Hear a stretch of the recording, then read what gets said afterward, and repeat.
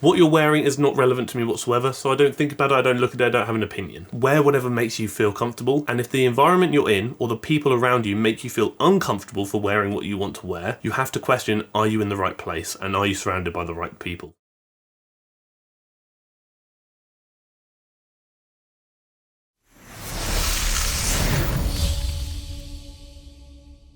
Oh, we're doing it, team. We're having fun today. Basically, we're going to do something I haven't done for a long time, which is we're going to look at a compilation of short form content. So it's going to be TikToks, it's going to be Instagram Reels, and it's going to be YouTube Shorts. We're going to have a little look, have a little analysis, and a little bit of fun with it. Quick announcement, very quickly. Group coaching, so TFNL Community Coaching, is going to be launching on the 16th of January, and that's going to be a community-driven group coaching-based service that obviously I'm going to be providing, because hello, it's TFNL, it's me. And it's going to be less than your Netflix subscription.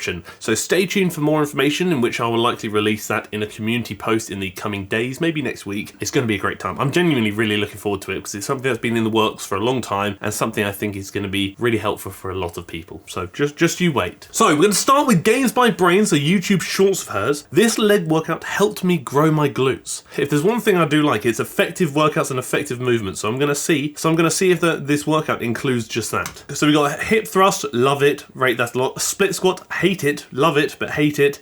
A wide stance Smith machine squat. What else we got going on here? A glute med kickback and a dumbbell RDL. 5 fantastic movements, and to be honest, 5 of my favourite movements, not just for the lower body itself, but also specifically for the glutes. So the hip thrust itself is a fantastic movement to work the glutes in their shortened position. The big thing you can see here is how hard she is trying. You can see the intensity. Look at that. Vertical shin angle, shortening the glutes fully by contracting, really pushing herself to, if not close to failure. That's 10 out of 10. I love that. Split squats. So I hate split squats. I don't. Okay, here's the thing. If you're new to the channel, there's a bit of a situation. Split squats and I are in a bit of a toxic relationship. And by that I mean, I hate them, but they're really good for me. So I notoriously have quite a small bum due to neglect it for many years. I also want to clarify, I'm 6'3", so I'm using that as an excuse as to why my bum isn't absolutely ginormous, but there are fantastic movements for both the quads and the glutes, depending on how you do them. More of a forward lean without heel elevation, as she's kind of doing here, would be fantastic for the glutes. Fantastic. For the quads, you would typically remain more upright and elevate the heels to encourage a bit more knee flexion, so drive the knees more forward. Again, fantastic for the quads. They're an awful movement because they hurt you, and regardless of how strong you get, how fit you are, and how long you've been training, they are always going to hurt, and they're one of the few movements that always give me DOMs. I'm not saying DOMs necessarily correlates to effectiveness, none of that whatsoever. I'm merely stating that I could do these consistently for months and I still get a sore bottom. The big thing when doing like a glute dominant squat is going to be range of motion largely. So going to this 90-degree point is kind of when the glutes are at their best position in the squat, and realistically you probably don't need to go lower than that if the glutes are your primary focus.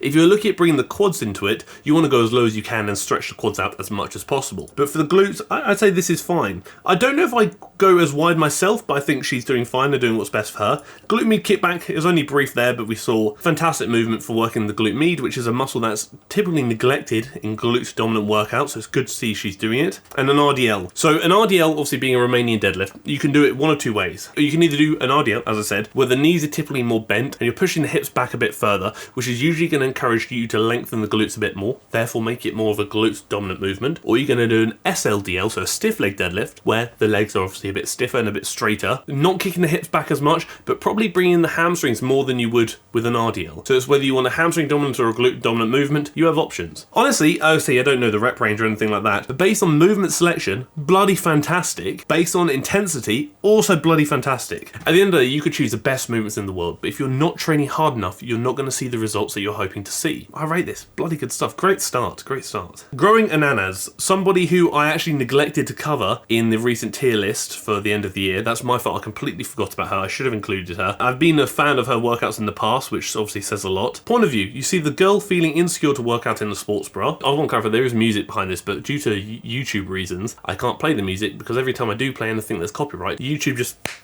punch me in the head. It's not very nice. Finally feeling confident to just do it. Yeah, very nice. So basically this is very much an encouragement, telling somebody to wear whatever they want in the gym. And to be honest, I fully appreciate it, I fully respect it. Especially as the new year comes along, you're going to see a lot of gym newcomers come into the gym, which is bloody fantastic. And a lot of current gym goers or new gym goers are really going to struggle with the confidence of knowing what to wear and maybe not feeling confident enough to wear what they want to wear. At the end of the day, the gym is an inclusive environment. The gym is a mutual environment we can all go to become better versions of ourselves. I firmly believe that you should wear whatever you want to wear that makes you feel good. And I firmly believe that people around you should spend less time focusing on what you're wearing and more time focusing on what they're doing. What you're wearing is not relevant to me whatsoever, so I don't think about it, I don't look at it, I don't have an opinion. Wear whatever makes you feel comfortable, and if the environment you're in or the people around you make you feel uncomfortable for wearing what you want to wear, you have to question, are you in the right place and are you surrounded by the right people? Obviously, I wear leggings to the gym because I'm a very masculine man, I wear leggings. I've had many a gym complaint in the past, not for many years, but in the past I did get a few. People complaining to management saying they didn't like me wearing leggings because they thought it was wildly inappropriate. At the end of the day, I'm just simply wearing tights for men. Do you know what I mean? I like wearing them because it makes it really easy to put my knee sleeves over them when I'm doing like squat variations. I also don't like wearing trackies in the gym, but at the end of the day, if you're not causing harm to anybody else, then I don't really see the problem. Good, rate that from her, good stuff. Oh, look at this. So this is quite an interesting one. Someone actually sent this to me. If you ever come across any TikToks, Instagram Reels or YouTube Shorts you want me to look at in a video, please send them to me on Instagram. My @ is @Harry_TFNL. And they sent me this. It's an armpit workout. So we're looking at front raises for the anterior delts, being this part of the delts at the front, anterior meaning front. The armpit is an area of your body. It's obviously this bit. You cannot directly work out the armpit. So when they're promoting things like this that suggest you can, it is wildly incorrect. Based on early assumptions, I think it's going to be a workout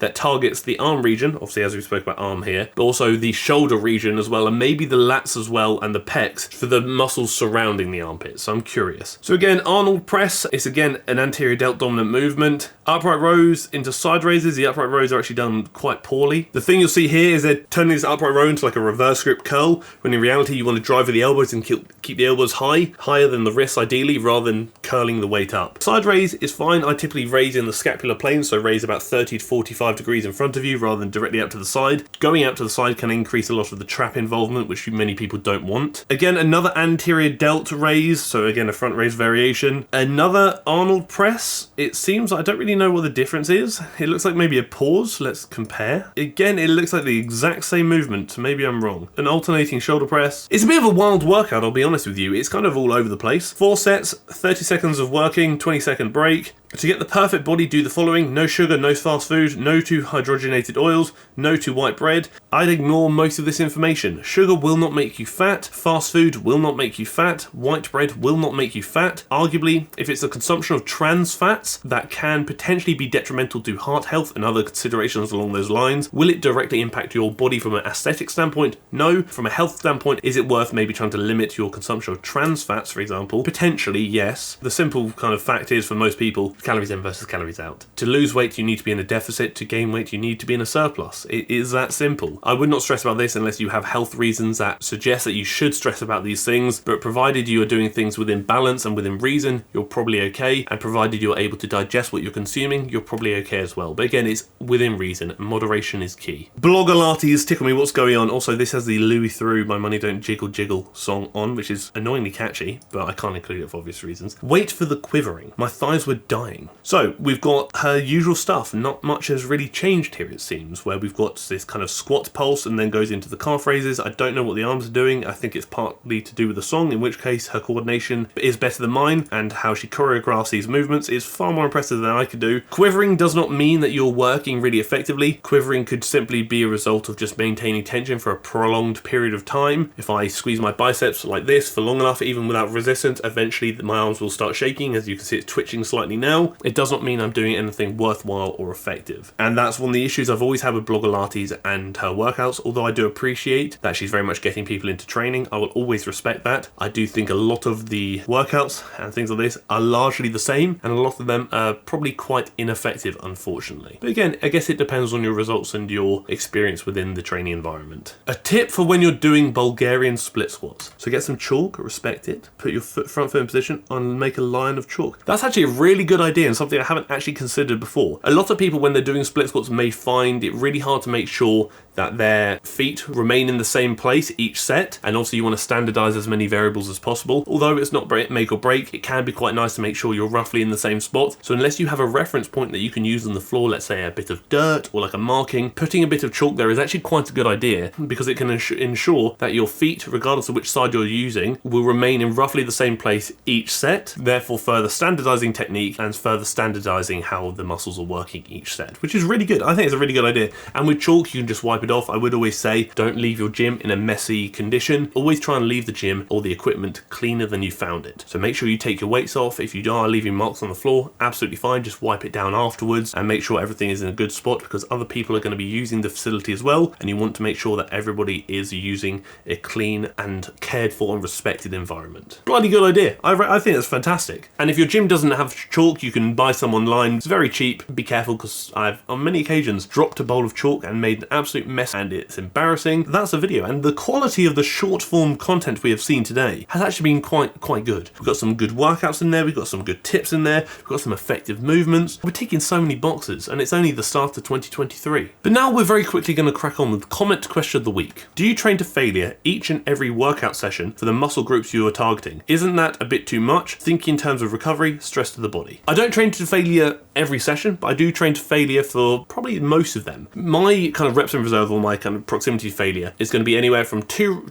reps in reserve to 0. I'm not necessarily saying I'm training to I can't do any more. I'm just training to the point where I know that I couldn't do another one if I tried. Occasionally I might push to the 3 or the 4 reps in reserve if I'm at the very start of a block, but then I will try and push that nearer the 0 to 2 mark as quickly as I'm able to. When it comes to recovery and things like that, I just make sure external variables are in check. Am I sleepy enough? Am I eating enough? Am I hydrated enough? What's my stress levels like, etc, etc. If I'm not feeling 100%, then maybe I think after a period of time where I haven't been feeling 100% for a little while, perhaps it might be worth considering deload, things along those lines. But you'll be surprised how much your body can tolerate, and you'll be surprised how much you can tolerate, but you have to make sure external variables are in check. And again, everybody is different. This is simply what works for me. It may not be what works for you, but intensity when looking at building muscle is a very important variable to consider, and a very important thing people must control. That is it. That is the video. If you two have a question you want me to answer at the end of the next video, then please do consider dropping it down below in the comment section for comment question of the week, and I shall do so. Don't forget to get ready for group coaching on January 16th, because it's going to be bloody wild. But until then, thank you for tolerating me. Thank you for tolerating this short form content compilation, and thank you for tolerating the video.